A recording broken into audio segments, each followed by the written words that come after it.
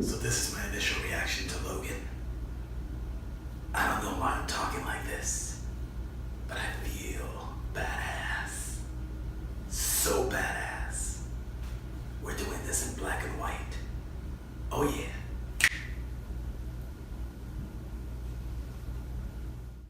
This is me before Logan. Here I am, on my way to the movies. Such a happy guy. I love movies. This is gonna be so much fun. Yeah. All right.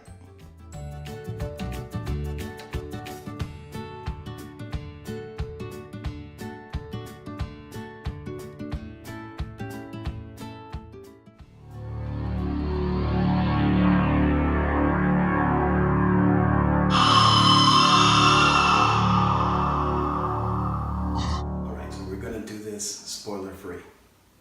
It's going to be difficult because I want to tell you all sorts of shit that we're not on. I can say shit, it's a rated R movie, get the fuck over it. In other words, there's swearing in this flick. At first it's kind of, oh my god, like Wolverine and Xavier are dropping F-bombs left and right, but you quickly get used to this. And there's blood. There's a shit ton of blood. Not gratuitous blood, not, Evil Dead blood, but blood, and claws being used in a way in which you would figure claws would be used violently. Now the Wolverine had some of that, and depending on which version you watch. If you watch the rated R director's version that you can get on Blu-ray, there's some blood and it's gory and there's a big ninja fight that they edited out of your theatrical release. Here, we don't have that problem. They left everything right in the flick. And it's good. It's really good. So, James Mangold delivered a masterpiece in this movie. It is beautifully shot with awesome choreography for fight sequences. The cinematography was dead on. The sound design was great.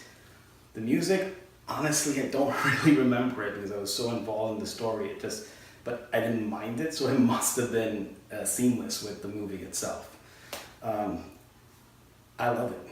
I love this movie. Is it a perfect film? No, but it's damn freaking close to being perfect. It's a 9.5 at least. This is like the Fury Road of comic book movies. Okay, performances were so good. Hugh Jackman is Wolverine.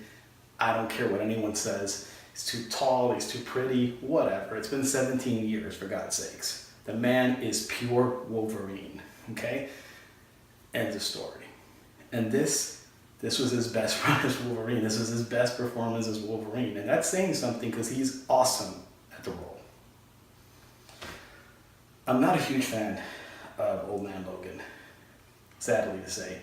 I tried reading it, and I am a comic book fan, but I just couldn't get through it. It just didn't resonate with me. But I am a huge fan of X-23 and Logan's interaction with X-23. She's like you. Very much like you. And just how their paths cross. And this movie does that justice. It does it justice according to the comics in a way that still serves the movie and isn't just playing up to the fanboys. This is a great freaking movie. From start to finish, it gets its claws in you and it doesn't let go. Now, while this really is Hugh Jackman's crowning achievement as Wolverine, Patrick Stewart did a great, phenomenal job, as always, as Xavier, but this is his best run as Xavier, which is weird because it's not your typical Xavier. The road, only one meal and hardly any sleep. She's 11, I'm fucking 90. This is far from Xavier that you're expecting, but in a way, his heart is still there, and you feel him. You feel it's Xavier. It's not untrue to the character in any way, but this is definitely not the Xavier from Days of Future Past or Apocalypse or even the original X-Men movie. This is a completely different person in respect of where he is in his life. And Patrick Stewart plays it beautifully. The flick is just amazing on so many levels. The tone is super dark. I mean dark. I mean dark as hell. So dark that when you leave the theater, that's when you realize, holy shit, that stuff really happened. All of that really happened. And then you want to go see the movie again because you're like, did that really take place? Is that really what it all comes down to? And I can't tell you anymore, not without spoiling the flick for you. And believe me, if you think you know everything about the flick, you don't. You have a good idea, I'm sure, from the promotional material and the trailers. It does paint a pretty accurate picture of what to expect, but there are some surprises, and those surprises are awesome. X-Men fan. Maybe a quarter of it happened, and not like this. So yeah, go see the movie. See the movie. See the movie right now. I mean, this is a movie you have to see. Even if you don't like comic book movies, fuck it. It's not even a comic book movie. It's just a really great film. Okay? And the boys over at DC should take stock of this, okay? Because the whole thing about how, Suicide Squad was going to be too dark and we had to get some people to recut it and make it more fun, like the trailers, and add some colors because people said Batman v Superman was too dark and dire, and they blamed it all on the tone of the movie when in fact it was their damn fault for cutting the movie to shit. I always liked the flick, but the director's cut, the ultimate cut, is a much better movie. If they had just left the movie like that, it would have been great. Suicide Squad, we'll never see the original cut because they fucked that all to hell because they wanted to get the tone a lift because they're desperate to be Marvel. I'm sorry, I love DC, but that's the truth. And this movie proves that you can be dark, you can be dire, you can be serious, you can be artsy, you can be all of these things in a comic book movie, and it'll work as long as the movie itself is good. And this movie is so very good. This movie didn't cost a shit ton to make. Alright, it cost a shitload of money. But as far as comic book movies are concerned, not a shitload of money. Okay? They spent a lot of money promoting it. They did put a lot of quality production into this thing, but they didn't spend $200 million.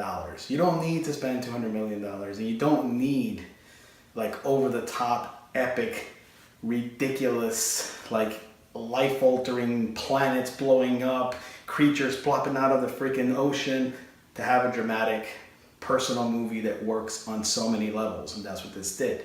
Now, don't get me wrong. I love me some giant monsters. If Cthulhu popped out of the ocean right now, I mean, that sounds like a good time.